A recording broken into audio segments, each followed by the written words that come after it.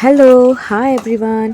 ఈరోజు అయితే నేను మీకు ఒక సూపర్ ఈజీ రెసిపీని స్నాక్ రెసిపీని ఇంట్రడ్యూస్ చేస్తున్నాను. సో ఇంకా లేట్ ఎందుకు, లెట్ స్టార్ట్. ఫస్ట్ అయితే మనం మిగిలిపోయిన అన్నం ఉంటుంది కదా, నైట్ ఏం చేయాలో తెలియక పారేస్తుంటాం.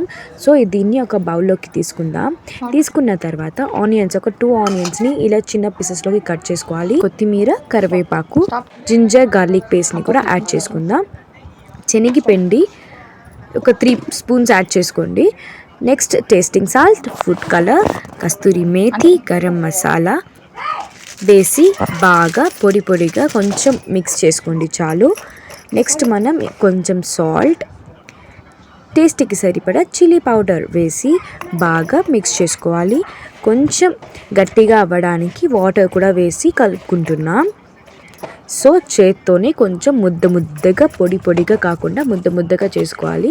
ఇంకొంచెం శనగపిండిని తీసి కూడా మీరు యాడ్ చేసుకోండి.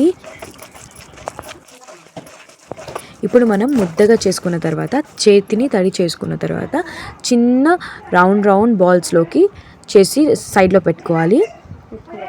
ఇలా సైడ్లో పెట్టుకున్న తర్వాత ఆయిల్ మనం హీట్ అవ్వనివ్వాలి. ఆయిల్ హీట్ అయిన తర్వాత డీప్ ఫ్రై చేసుకోవాలి. అవన్నీ క్రిస్పీగా వచ్చేంత వరకు డీప్ ఫ్రై చేసుకోవాలి. ఇది రైస్లోకి సైడ్ డిష్గా కారం చట్నీ ఉంది కదా, దాంతో తింటే కూడా సూపర్గా ఉంటుంది.